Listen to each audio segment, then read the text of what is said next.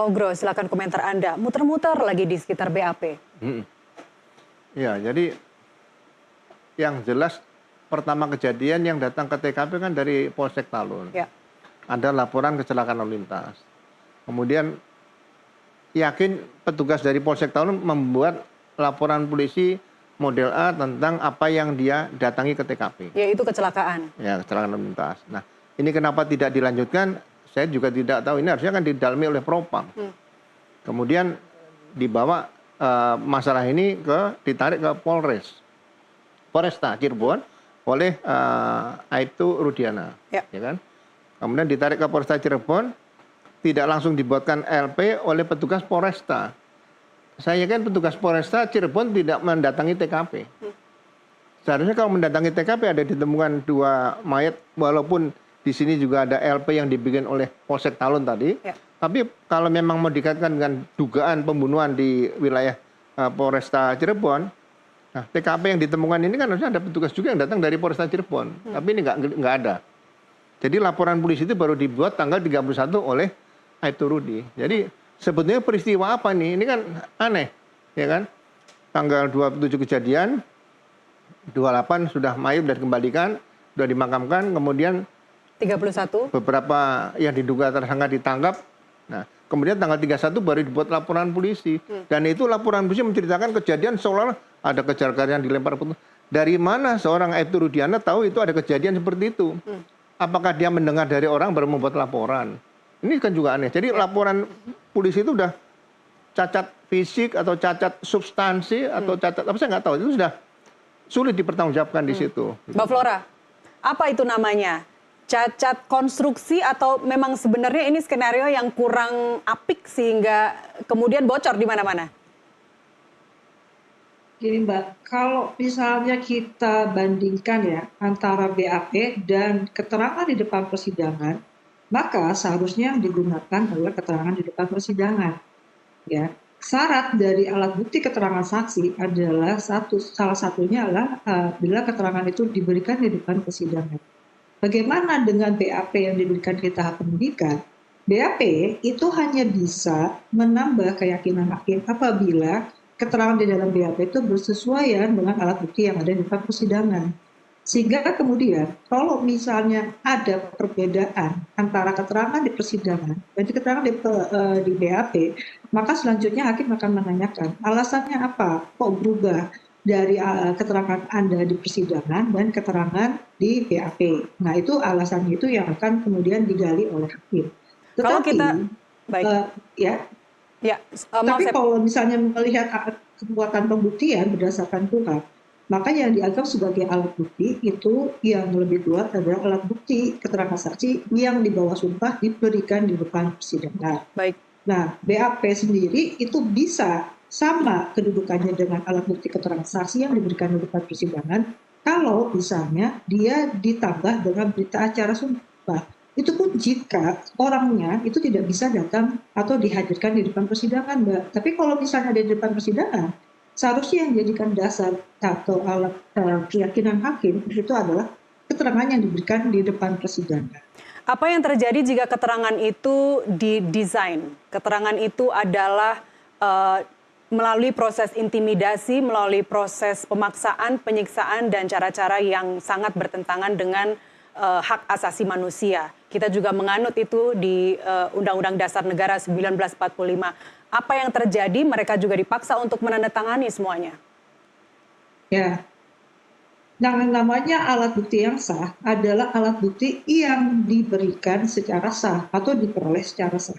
Kalau misalnya BAP itu masuk ke dalam atau mau dianggap sebagai bukti surat misalnya, maka BAP itu harus dilaksanakan sesuai dengan prosedur yang diatur dalam undang-undang. Salah satunya saksi tidak boleh diberikan ancaman atau ditekan, apalagi kemudian ada pemeriksaan-pemeriksaan. Apabila kemudian keterangan BAP yang diberikan itu melalui rangkaian proses yang sifatnya melanggar HAM, maka hasilnya adalah alat bukti yang tidak sah atau inadmissible. Admisibilitas alat bukti itu yang kemudian harus diuji. Bagaimana? Makanya salah satu pertanyaan jika seorang saksi memberikan keterangan yang berbeda dengan di tahap penyidikan dan di tahap persidangan, itu adalah alasannya.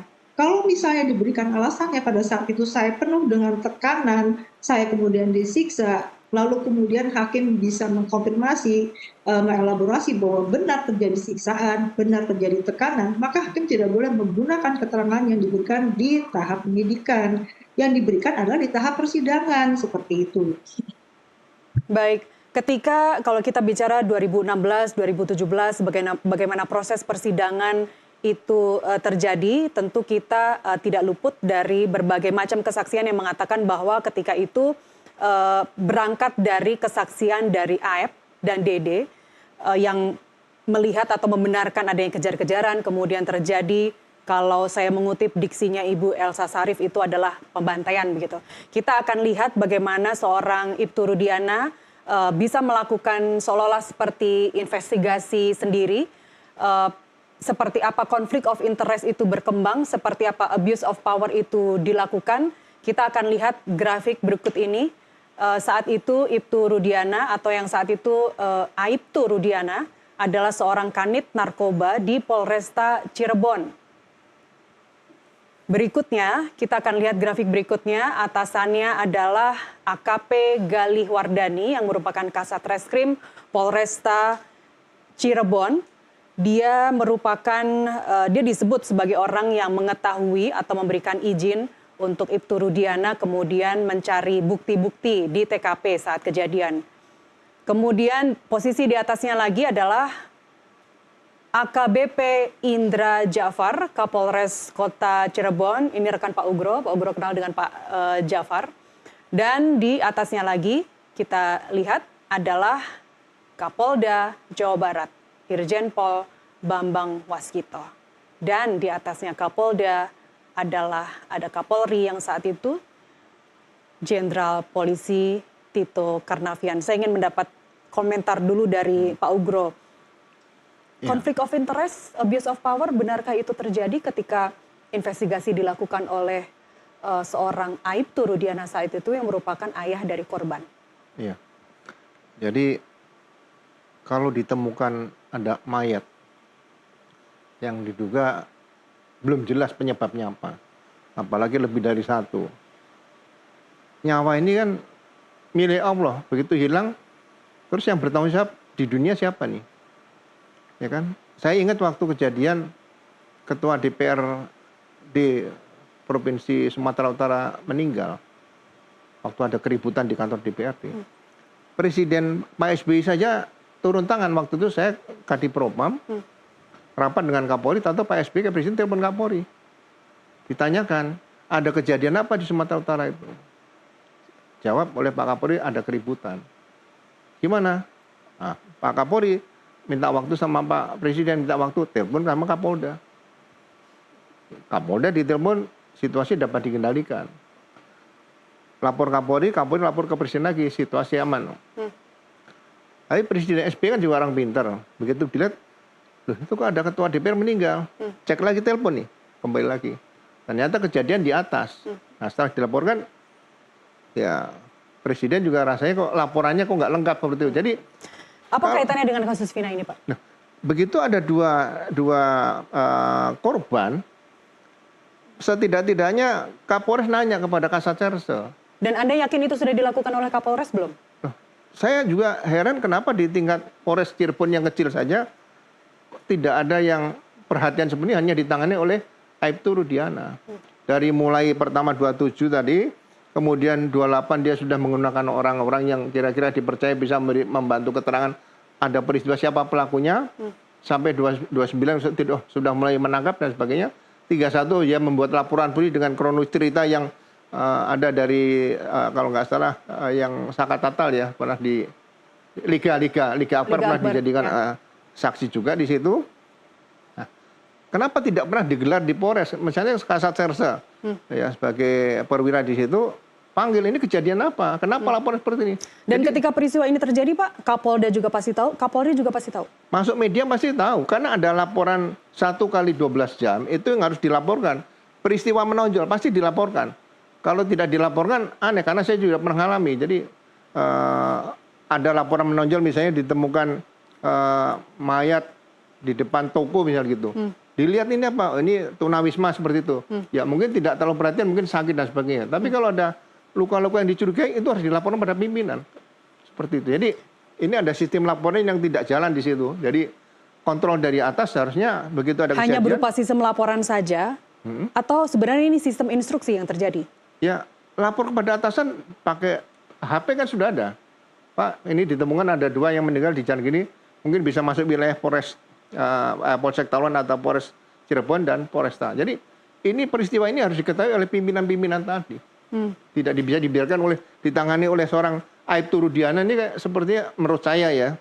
Kalau saya di Propam kok hebat sekali nih Aibtu Rudiana ini bisa mengendalikan Polres seperti itu menurut saya loh ya. Kasus pidana yang meskipun awalnya dilaporkan kecelakaan, kemudian berapa hari kemudian dilaporkan sebagai pembunuhan dan pemerkosaan. Mbak Flora, apa yang Anda lihat dari peristiwa awal dari kasus Vina ini terjadi?